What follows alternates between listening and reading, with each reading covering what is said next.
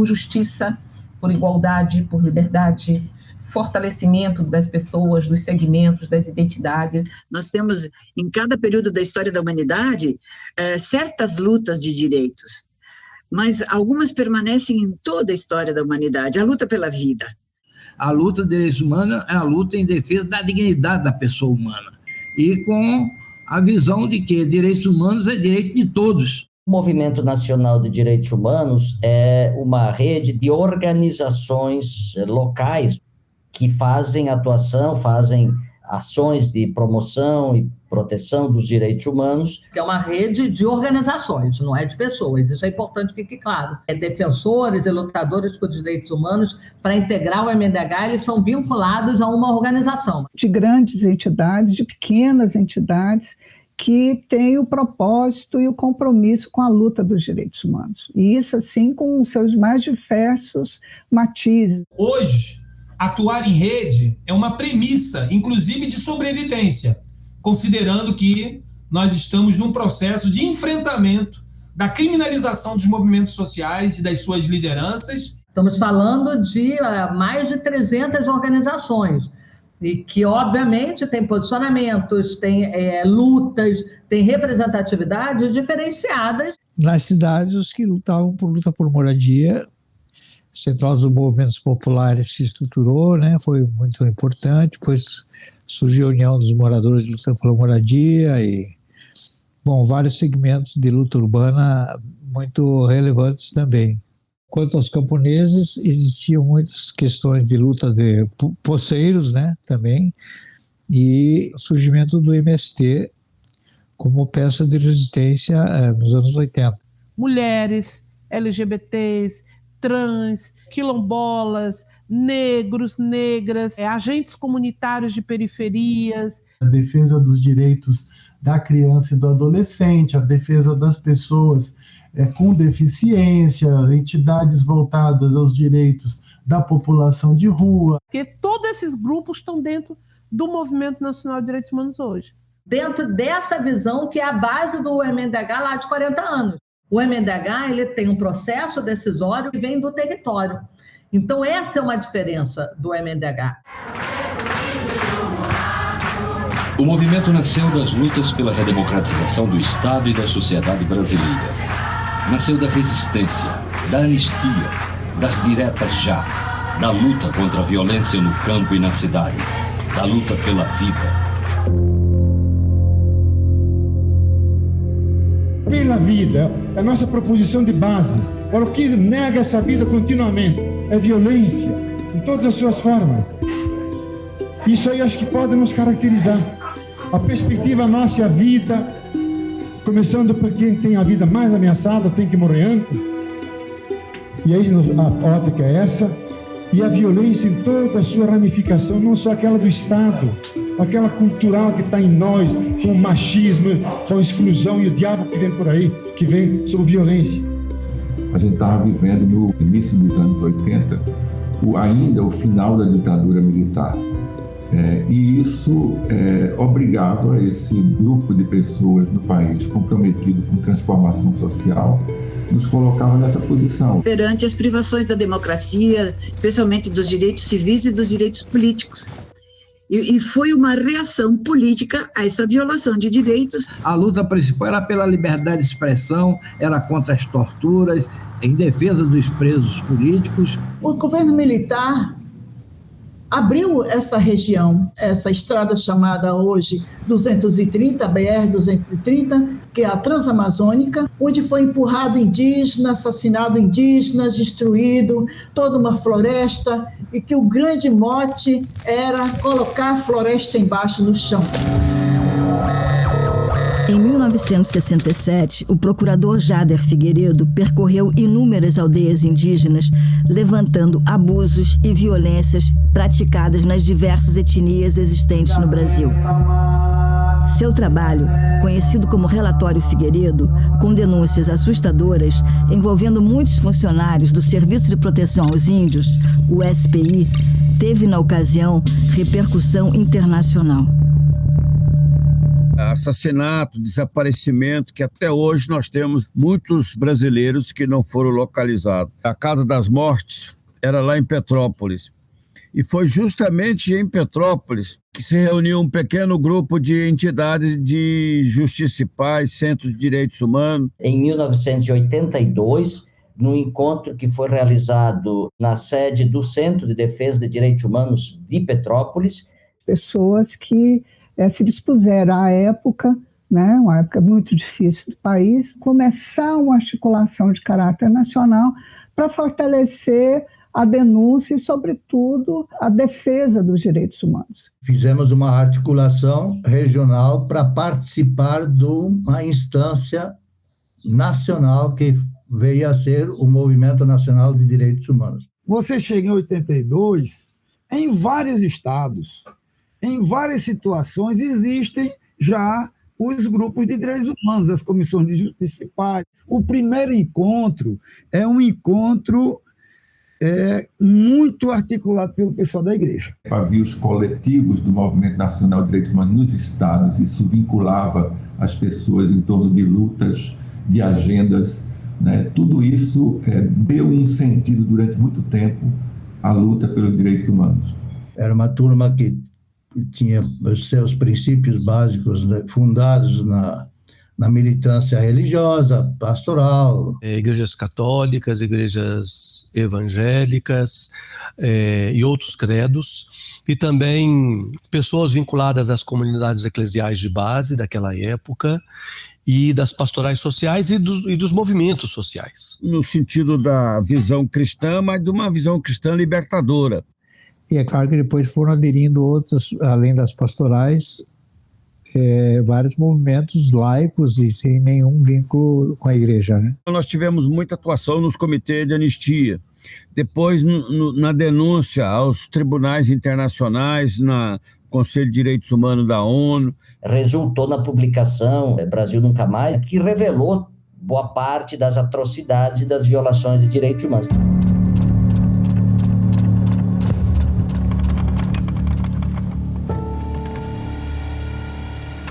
Instituindo um processo equivalente a uma própria ditadura. Sei que a Vossa Excelência repugna, como a mim e creio que a todos os membros desse Conselho, enveredar pelo caminho da ditadura pura e simples. Mas me parece que claramente é essa que está diante de nós. Eu também confesso, como vice-presidente da República, que realmente, com este ato, nós estamos instituindo a ditadura. E é com verdadeira violência aos meus princípios e ideias que adoto uma medida como essa.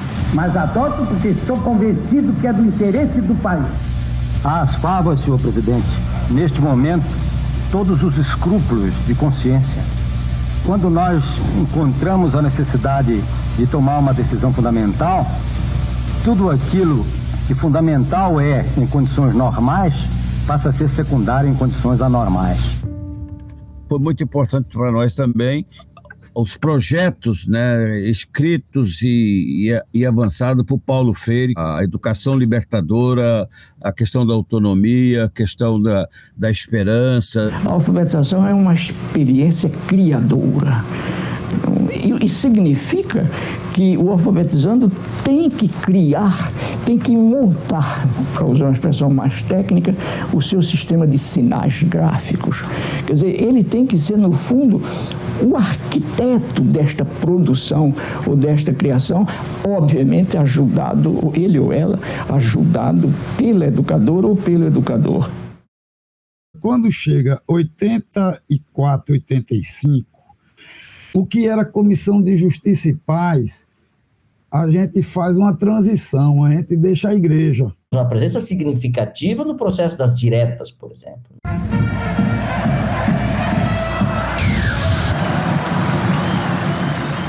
Diretas Já.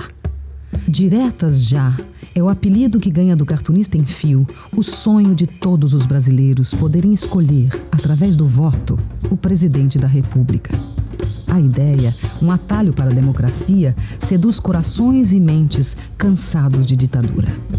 Como um rastilho de pólvora, a ideia das diretas já sai do Congresso e incendeia a nação.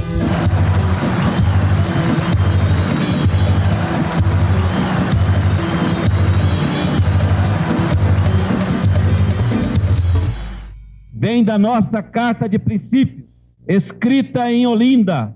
A caminhada pelos direitos humanos é a própria luta do nosso povo oprimido, através de um processo histórico que se inicia durante a colonização e que continua hoje, na busca de uma sociedade justa, livre, igualitária, culturalmente diferenciada e sem classe.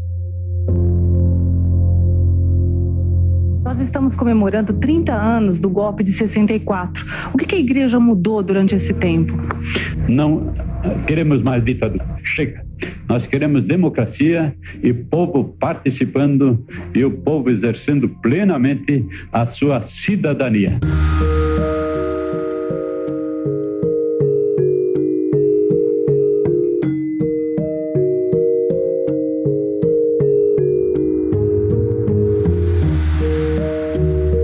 Em 1988, o Movimento Nacional de Direitos Humanos resolveu abrir uma sede em Brasília para influenciar no processo constituinte. Naquela época não tinha ainda o computador, eram pilhas e pilhas e pilhas de papel que eu trazia dos estados de sugestões para as audiências que estavam sendo realizadas dentro do Congresso Nacional. Os movimentos, as organizações de direitos humanos foram fundamentais para fazer aquele trabalho formiguinha lá nas comunidades, coletando as assinaturas. Em grande parte foi feita, né, a anistia com a Constituinte, com a Constituição, quando se avançou na questão dos mortos desaparecidos, na indenização, no reconhecimento da responsabilidade do Estado. Sendo a Constituição a maior das leis, tem o maior desafio de nossa geração: a correção das injustiças que oprimem a sociedade brasileira. Com você nas praças públicas, mudanças estruturais já foram possíveis. Varreu o regime autoritário. E logo depois você tem a Conferência de Viena e tudo muda. Porque a partir daí, direitos humanos começam a ser trabalhados como política pública. Vienna, the world's governments mobilized to update and improve the UN's human rights role. Esta é a publicação brasileira, ao qual eu fui responsável para produzirmos uma tradução e fazer a publicação do relatório desta conferência. E aqui tem vários assuntos novos que não faziam parte da Carta da ONU de 48. Por exemplo, o direito das mulheres como direitos humanos foi introduzido nesta Declaração Universal, assim como a segmentação a direitos dos negros e negras, a Conferência Mundial do Direito à Alimentação, a Conferência de Pequim sobre os Direitos das Mulheres, foram todas subsequentes a essa Declaração Universal de Viena. O processo de recebimento dos tratados internacionais pelo Brasil no campo dos direitos humanos, que praticamente vai ser no pós-constituinte, você vai ver ali também uma incidência muito forte, cobrando do Estado brasileiro que ratificasse os pactos internacionais, que ratificasse as convenções interamericanas.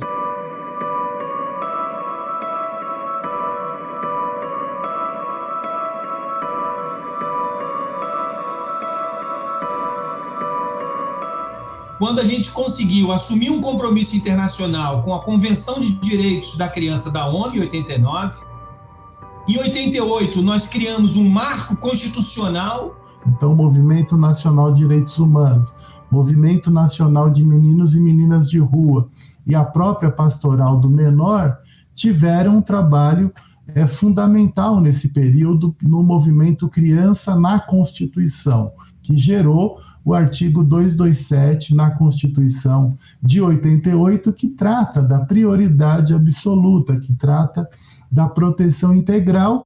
E a gente regulamentou isso através do Estatuto da Criança e do Adolescente.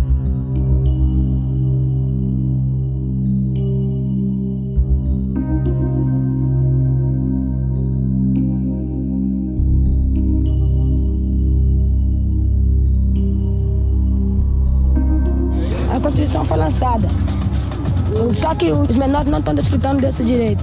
Então nós estamos esperando das autoridades que o governo possa pensar no menor enquanto ele for gastar o dinheiro em monumentos que a cidade não está precisando.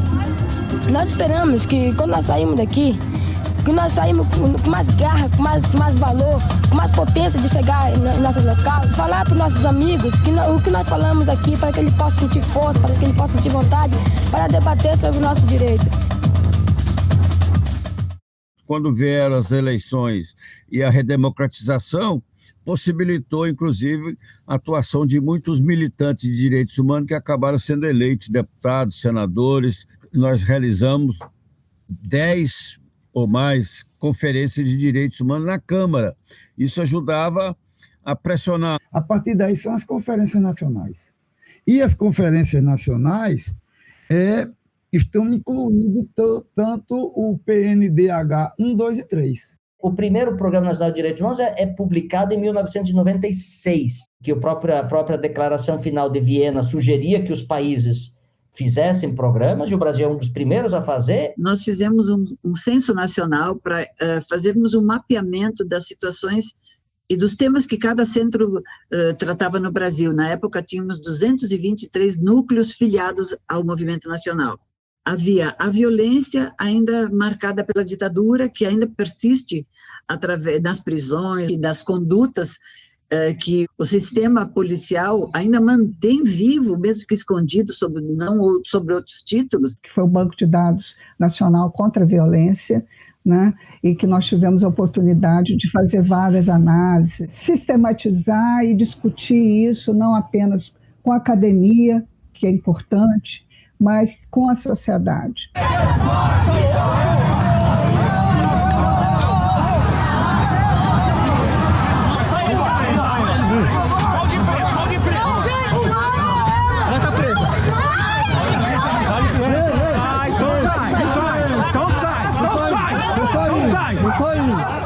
Optamos por fazer uma pesquisa nacional sobre a imagem da violência através da imprensa. Como tínhamos que lutar, já que a imprensa, em vez de nos servir, ela estava estimulando mais violência. Boa noite. Está no ar mais uma Operação de Risco. E daqui a pouco você vai acompanhar uma ação da polícia realizada dentro de um bar, onde um rapaz resolveu se esconder debaixo do balcão.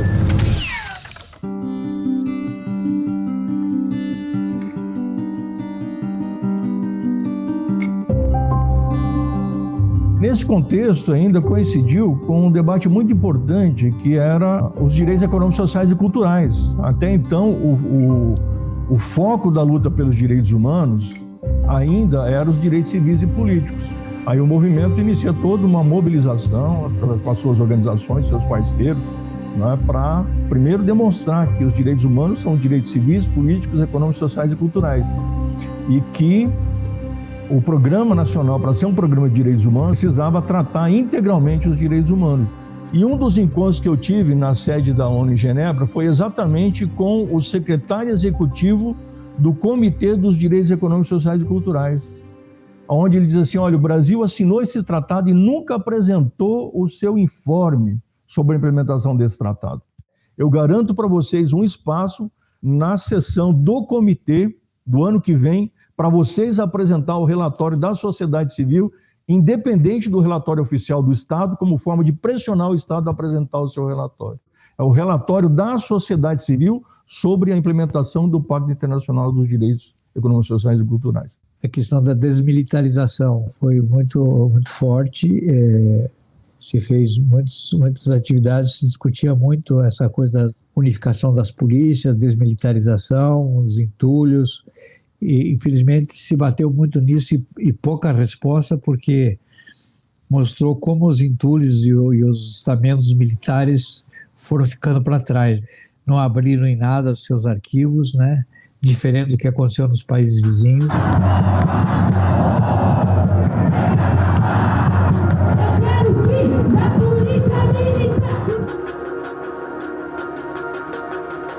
E provocamos a vinda do relator Nigel Hodler, da ONU, de combate à tortura. Ele veio para cá, fez as visitas em alguns estados e constatou que no Brasil havia tortura e havia tratamento desumano e cruel pelas condições. Que havia um sistema de justiça e de segurança muito arbitrário, com característica de execuções e de obter informações investigativas usando a tortura como meio. Quando ele foi apresentar esse relatório dele em Genebra, o Movimento Nacional de Direitos Humanos e outros movimentos sociais, outras organizações estiveram junto lá.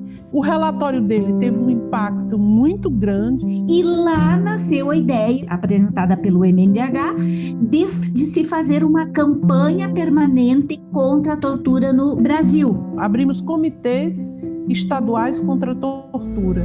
E esses comitês estavam na responsabilidade de uma entidade filiada, recebia um financiamento e tinha uma central, recebeu um computador, recebeu uma capacitação técnica. Alguns estados ainda existem comitês estaduais contra a tortura e existem mecanismos já muito mais claros e estabelecidos de investigação.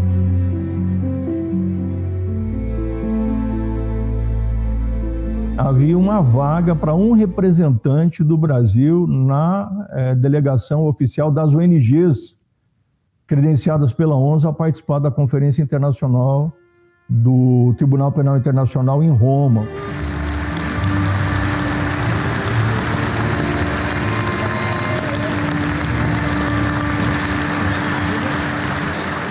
On the 17th of July 1998, after 5 weeks of intense negotiations, haviam várias organizações filiadas ao Movimento Nacional de Direitos Humanos que começaram a se especializar nessa área da questão do acesso ao direito internacional dos direitos humanos. O DH Internacional, Direitos Humanos Internacionais, que nasceu como uma parceria com o Movimento Nacional de Direitos Humanos, funcionava aqui no Recife. Conseguimos estruturar um processo formativo dentro da rede MNDH, começando pelo Nordeste. O primeiro caso que a gente teve aceito foi o caso Márcia Barbosa, na Paraíba. Uma jovem mulher que tinha um relacionamento com um parlamentar estadual e ela foi assassinada por esse parlamentar. A lei que protegia os parlamentares impedia ele de ser julgado. Então, a gente fez todo um movimento e o caso foi aceito. E a lei que protegia os parlamentares por conta da imunidade parlamentar foi revista no país, graças a esse caso. Era 17 de junho de 1998, quando a jovem Márcia Barbosa de Souza foi assassinada em um motel em João Pessoa.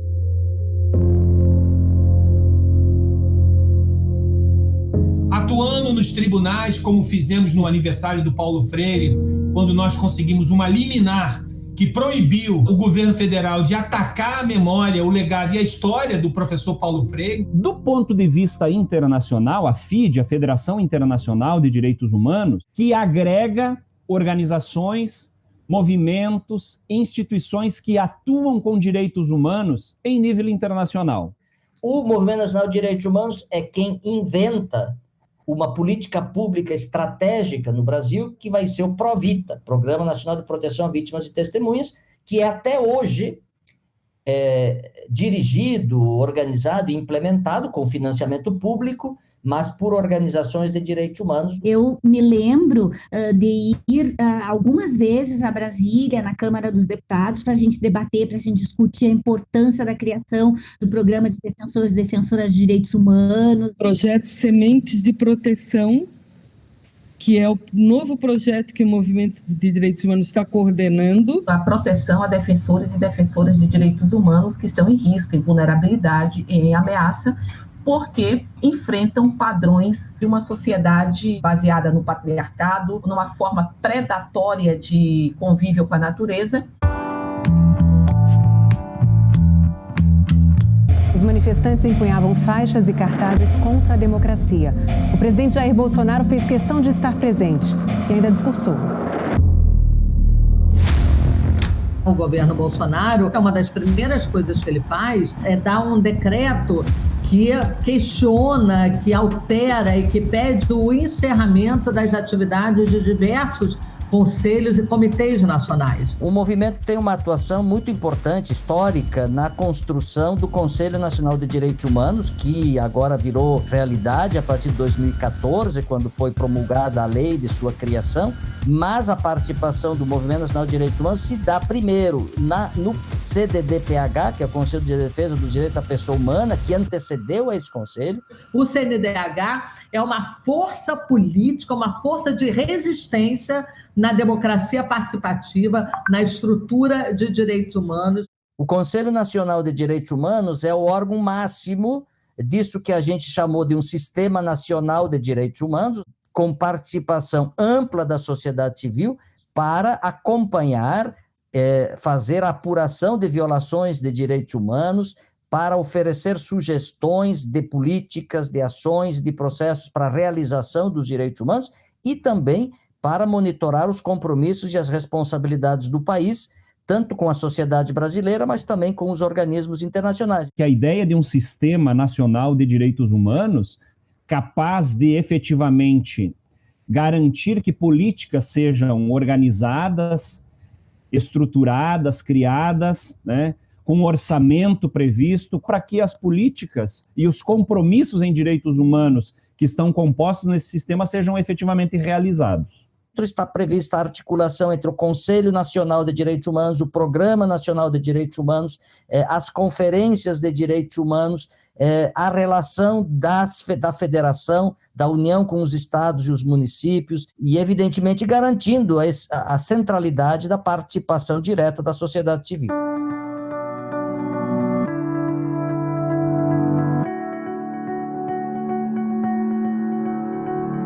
Quando se fala em direitos humanos, é uma associação com o negócio de direitos de bandidos, né? Quando se fala de luta por direitos, ainda é mais assimilável. Hoje a concepção que temos dos direitos humanos é muito ampla. São os direitos econômicos, os direitos sociais, os direitos políticos, o direito ao desenvolvimento sustentável, o respeito ao meio ambiente, à população originária, a questão indígena, e, enfim, a luta dos direitos humanos tem essa amplitude. O movimento também sempre buscou ser esse espaço nacional para grandes lutas, grandes campanhas, mas o papel de fortalecer as lutas locais, isso é algo que talvez seja o maior legado do Movimento Nacional de Direitos Humanos. As diversidades, elas são fundamentais dentro do movimento.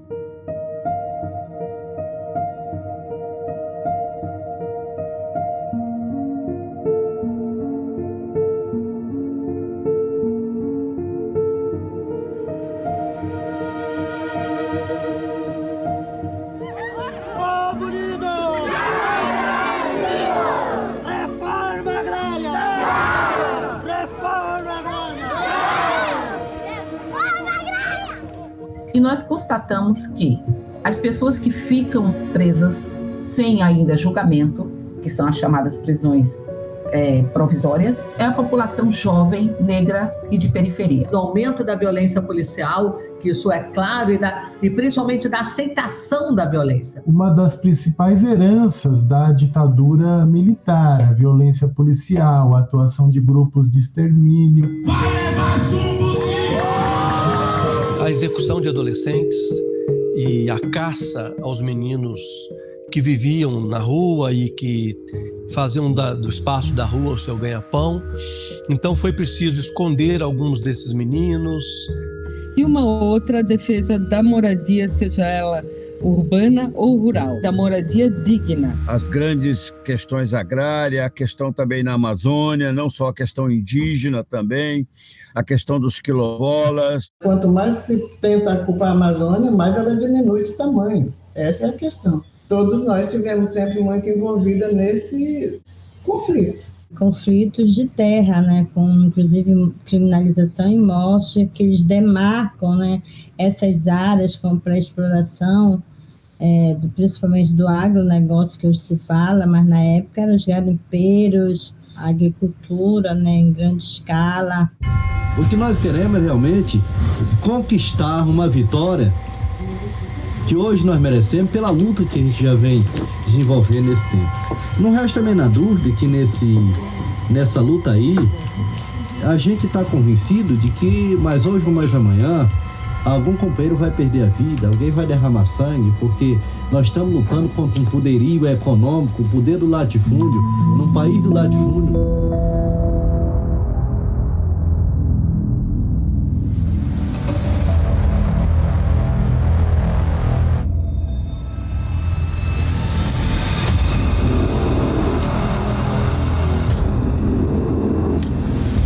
Uma das questões de direitos humanos é acabar com o trabalho escravo ou aquele assemelhado. E, no entanto, hoje há um retrocesso muito grande. E, além disso, a questão da precarização das relações de trabalho, que não permite, inclusive, a pessoa ser vinculada ao sistema de previdência. A gente precisa cada vez mais fortalecer mais a educação de direitos humanos em todas as áreas, em todos os âmbitos, em todas as instituições.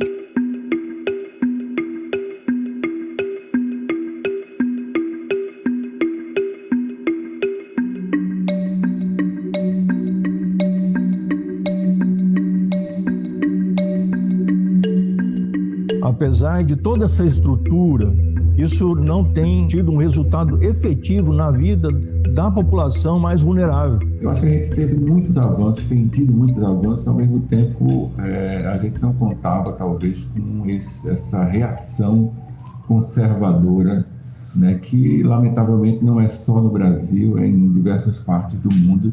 Preocupados com esse contexto da pandemia Covid-19, a existência de centenas de milhares de mortes que poderiam ter sido evitadas. E das ações e das omissões do Poder Executivo, em nível federal, sobretudo, né, no contexto da pandemia da Covid-19, e como elas efetivamente caracterizam violação do direito à vida e do direito à saúde. Por não ter feito as medidas que eram recomendadas, por atuar no sentido de desmobilizar a sociedade, por atrasar o processo de vacinação. Construímos um relatório de casos e envolve sujeitos concretos, sujeitos que estão nos territórios, porque a agenda do Covid ela tem o impacto efetivamente, e a gente está dentro dela ainda, não sabemos quando sairemos, como sairemos, né, e as dificuldades todas que ela aponta para além do já ocorrido. O grande desafio não é só olhar para trás e se desvincular disso, mas é como lidar com isso, com a sua dimensão do fascismo, com a sua dimensão da extrema-direita. Os nossos governantes não estão garantindo direitos básicos e ainda cerceando direitos civis e políticos. A transparência da informação, a participação democrática, essas bases do Estado democrático, hoje, no atual governo, elas são diretamente atacadas desde o seu princípio de governo. E que aí nos impõe a renovar compromissos em relação a questões que nós imaginávamos que já estavam consolidadas. Democracia, cidadania, pluralismo, opinião, associação. Vidas que valem viver com respeito, oportunidades para todos iguais. Vamos fazer valer nossos direitos, humanos que gritam pedindo socorro e paz. Vamos fazer valer nossos direitos, humanos que gritam pedindo socorro e paz. Todas as vidas valem mais, todas as vidas valem, todas as vidas valem mais, todas as vidas valem.